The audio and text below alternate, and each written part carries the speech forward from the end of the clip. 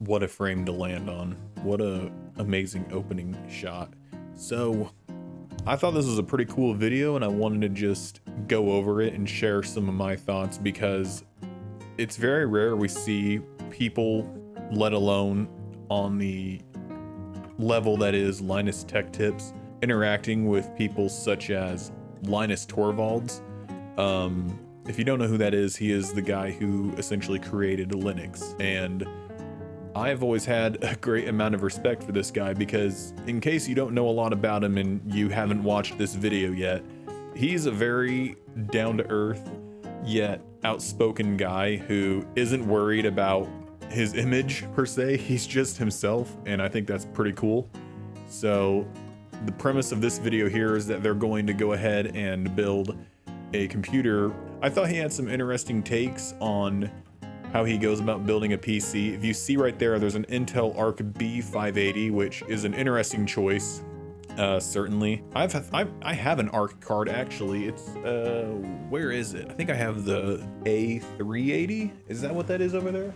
Yeah, I've got an A380 because it was under $150, or I think it was like 180 maybe, and I was able to capture that, and I just wanted to see what it was about, what a card of that price could punch, despite the fact I have a 4070 Ti, and I was really impressed with it. I thought it was a pretty cool thing at the time, and so I'm excited to see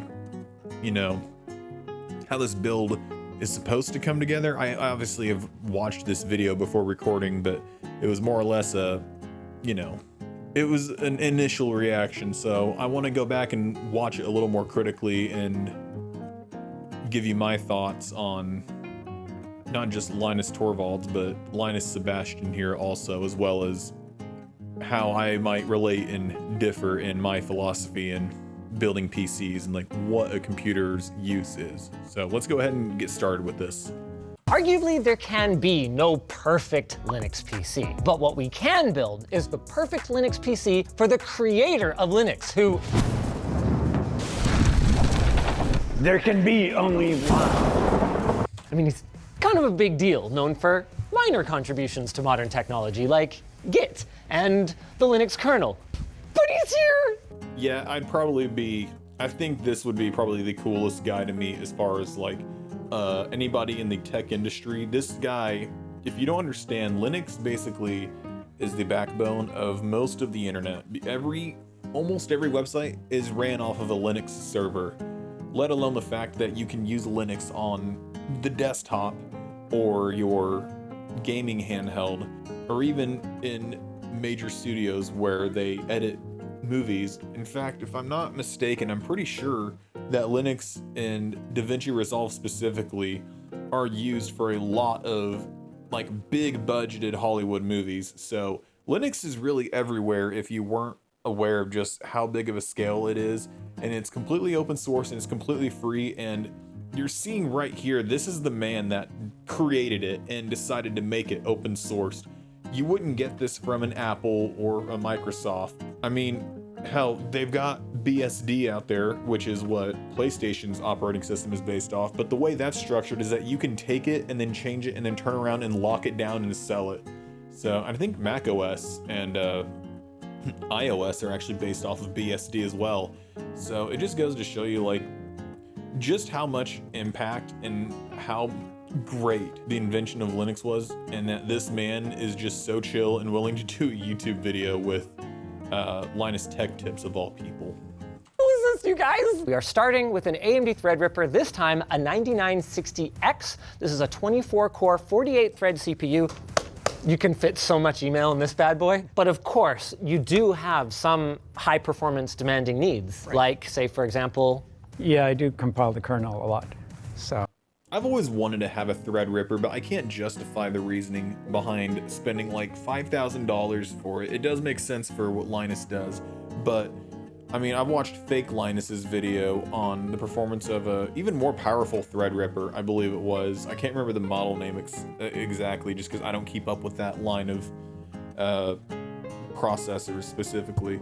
But I mean, I'm rocking a 3900X right now with 12 cores. I think it's base clocked at 3.7, boost to 4.5. And I mean, it does me plenty well. It's been doing me well since I got it. I I got it like right as that was, when was it? It was like 2020 when I got that, like right before it got really bad to buy computer parts. So I lucked out. But everything I do is mostly GPU intensive because I use my Linux computer here to play games and remote into them from across the house. So like I'll use a TV or I'll use my phone with the controller linked up to it, sort of like a Steam Deck. So the thought of having that Threadripper, gosh, that is just a whole lot of power. I think you need like 1600 watt power supply to be able to utilize that even in the first place. So I don't know. Linus doesn't fuck around. He gets those good components. It's part of my test requirements that when I merge other people's code, because I don't code myself very much anymore, one of the things I do between every single merge is compile the whole kernel with every module I can. And that's where you want something fairly powerful.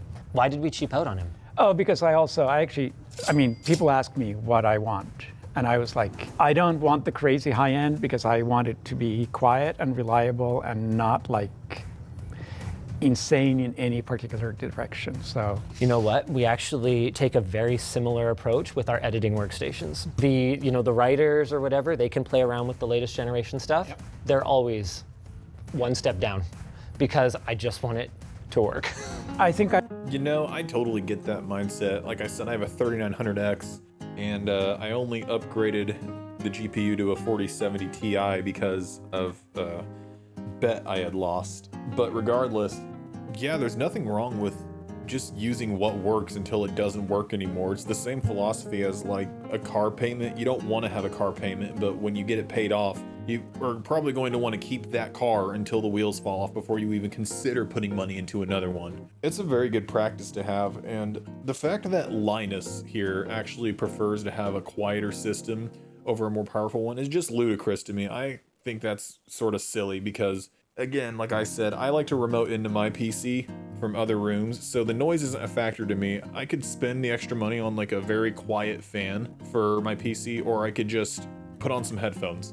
I don't know. I think it's a little silly to want to have a quieter computer over a more powerful one, but I didn't create Linux, so he can have whatever he wants, I guess. One of the big things that we looked for in a platform for you was support for ECC memory as well. I don't understand why people don't require ECC in their machines, because being able to trust your machine is like the number one thing. And without ECC, your memory will go bad. It's not a question of when, it is a question of when. I mean, it just might take a few years. So for you, this is not a question of, I have to reboot my system because my game crashed. Correct. This is a question of, I am working on software that millions of people around the world rely on. I need to know. Right, I absolutely need to trust my machine. That's actually really interesting, and that's not something I've actually considered in the RAM that I would buy. Not today in this current climate. I mean, good Lord. But no, for real, it is actually good to learn something like this, because I have dealt, when I used to use Windows in the past, with my system crashing and blue screening, and I wasn't sure what it was, but I haven't had that issue here with Linux. I think the closest I get to it is that like my system will freeze up, because on my taskbar I have a clock and I keep the seconds there, so that way I can tell if the system is frozen or if it's something else. And I have had the system freeze on me quite a bit, and I'm not sure if this is a ECC issue. I've got two different brands of RAM, because I have two 8 gig sticks of G-Skill and then two 8 brand sticks of, I don't even know what those are. I have to go back and look into it. It's been so long since I bought them. But yeah, I really think that that's probably going to be something I would look into for my next build, is stability over overclocking and performance, because absolutely you need to have stability in your system and the ability to trust it if you're trying to get real work done. I think that's where the value is. The next thing we're going to need is some storage. Last time around, you went with a giant 4 terabyte storage drive and ended up using like a few hundred megs out of it, yeah. So I wanted to ask, okay, why is that? Do you have like a NAS that you use for archival storage, or what's your data storage approach? Right, no, my data storage approach is I upload it on the internet, and if it's worth saving, somebody else will save it for me.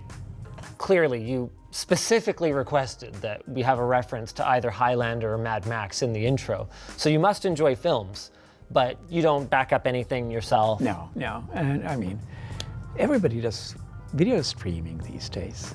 I mean, Of course. So I have a 4 terabyte drive in my PC and a 2 terabyte on my Framework laptop. And that's because I am a data hoarder. I don't understand why anybody would just put anything into the cloud and just leave it there for safekeeping. I mean, I guess I get it in this guy's case. All he really cares about is working on the kernel and then just uploading it, and then somebody else can review it. So sure, maybe. I guess I can understand that. I don't know much about compiling Linux, so I don't know what all that entails as far as storage sizes. I'll take his word that it's only a couple hundred megabytes. That is insane to me. I mean, what, he had a 4 terabyte drive, he said, or something like that? Insanity to me. And not backing up your movies. I mean, look, I get it. I stream content too, but I'm also big on collecting Blu-rays and 4Ks of whatever I find interesting and whatever I can honestly find at a good deal. And then I typically try to back up copies of those because I'm hoping to one day start my own Jellyfin or Plex server, as it's more popularly known, just to host the movies myself so that I can have what I like to watch streamable at ease of access. But that's a luxury, so we're just gonna stick to good old backing up the MKV and taking it with me where I go for now. I got the Blu-ray copy. I'm happy with that. But I can't imagine I would have thought he would have been more protective of his data rather than just streaming everything. But, you know, I guess his life really is a lot more simple than the average user of his product. We got you an NH-U12S TR5-SP6. You have said no, never with regards to water cooling.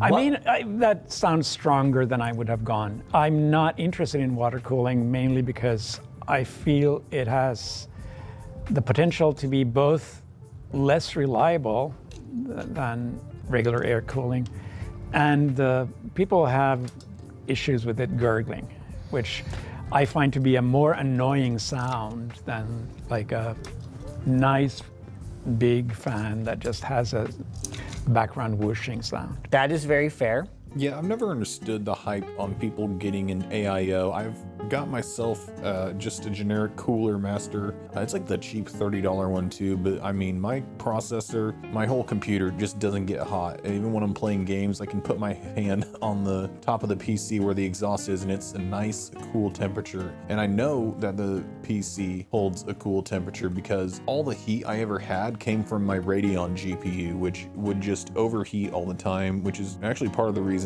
I agreed to buy the NVIDIA card when I lost that bet. That's a whole other story for another time. Let me know if you want to hear about it. But I've always been intrigued by an AIO, but I do worry about the maintenance potentially and the leakage, and I just can't fathom having liquids spill inside my PC, and that's why I've always just decided to stick with air cooling. I don't understand why you would want to put your system through any type of risk like that, but hey, some people are different, and you know, power to them if they are ballsy enough to risk wasting thousands of dollars of technology on a liquid cooling system. Have you ever thought about how much people have profited from Linux? Do you have any idea? No, but I have said that I feel very good about the fact that I now have 2 different projects that I started that both created billion-dollar companies. And some people ask me, doesn't that make you feel bad? And I'm like, no, you're not getting it. That makes me feel really good. The fact that he started 2 projects that went on to become multi-billion-dollar companies is such an insane thing to like wrap your head around, especially considering that he doesn't make money off of those, if I'm not mistaken. He earned nothing off of that. He's insanity. I got nothing more to say. I think that just speaks for itself. But the fact that GitHub and Git was partially his creation. Like, he had a hand in making it, and now Microsoft is profiting basically off of the concept of Git. And the fact that most of the Microsoft cloud is running Linux should tell you just how poor Microsoft's products are. I mean, that sounds kind of backwards because it sounds like I'm insulting and like discrediting the value of what Linux is. But like, Microsoft could not create something as like robust and as great as Linux, and the open source structure is partially why that is, because Microsoft can go in and adjust the code as needed. Now, their cloud it's just their computer. You're putting all of your data upon their things, which is why I would never really feel comfortable doing that, considering that their operating systems already spy on you and advertise to you despite the fact that you give them money hand over fist. I mean, you gotta pay money. You gotta pay a ridiculous amount of money to get the most basic features that desktop Linux offers. And the fact that they're gonna piggyback their cloud servers off of Linux, it just makes no sense to me why you would give them your money when you could just use Linux as a desktop and then learn to build your own server that runs Linux. I mean, I don't have my own server running, but it's not hard to figure out. There's tons of YouTube videos on it, and I'm hoping that when I can get a little bit of extra side money to sit on for, just for little funsies, I think I'm gonna go ahead and work on building myself that home server that I've been wanting to for a few years now. AI and generative AI, is it a bubble or is it a computing revolution? I mean, it's clearly both. I want to specifically talk about AI with respect to coding, and particularly vibe coding. I'm like, that's reality. Deal with it. That genie is out of the bottle. You're not getting it back, and you're not getting it back whether you are a photographer who's out of work. Those things are gone, right? Because you can fake pictures so much better now. I think that vibe coding is great for getting into programming. I think it's going to be a horrible thing to maintain, right? Oh, yeah. Right. So I don't think programmers go away. You still want to have the people who know how to maintain the end result. I think that it's pretty funny that he'll just say, oh, photography is a way of the past because you can just fake a photo and it looks so much better. Not really, but I think he does kind of backpedal on that and reinforce the fact that, yeah, it's got strengths, but it's being over glorified. Like, it's not going to be as great as everyone wants it to be or is dreaming it will be, because AI is being marketed to a lot of normies who don't really use tech.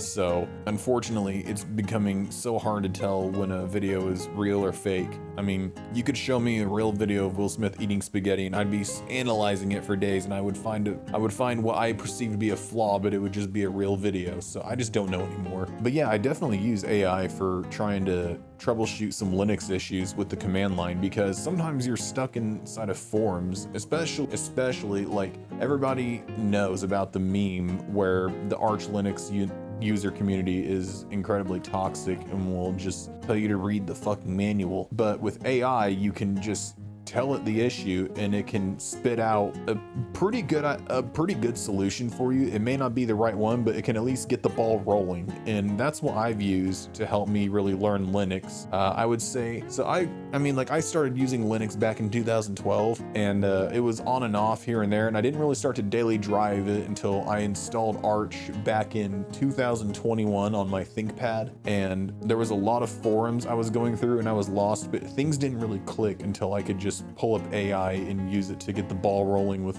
learning what my problems were on Linux, and then learning how to think ahead of time instead of relying on AI for that spark, fix my problem and find a solution to do so. What you didn't choose was the classic Linux, which is a Radeon card. You specifically requested an Intel Arc, which is going to raise at least eyebrows into a shape like a arc. Thanks, Elijah. You know what? Let's keep you. Let's put you on the boat with two of everything. Oh, the Arc! Wow. It never ends. I was wondering about that because he didn't really explain why he chose an Arc GPU, but it looks like he left a pinned comment here, which I'll go ahead and read about. So he says here that talking about the Arc GPU choice, it was never clarified in the video because both Linuses ended up continuing their conversations after being sidetracked and never circled back. In our original email communications, it is because Linus drives two 6K displays and needed something more than integrated graphics without being annoying or loud or power hungry, like a gaming class GPU. It was supposed to be an Intel Arc B50, but we could not get one in time for shooting. Linus clarified he was still more